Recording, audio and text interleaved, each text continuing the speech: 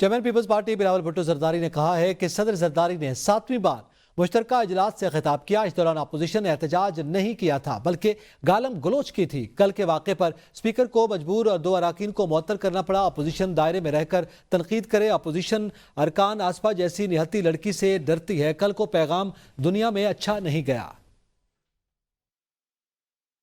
Reconciliation کی بات ہے، not as a political party, but as the President of Pakistan in his speech to the National Assembly. I think there was a clear message of the need for national reconciliation and unity.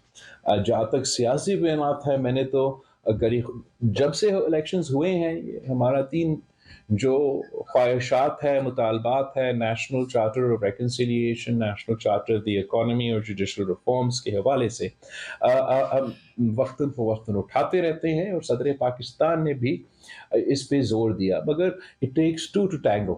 اور جو P T I کا طریقہ کار ہے اس سے یہ national reconciliation اور national unity کی effort کو بار بار دھچکا پہنچایا جاتا ہے۔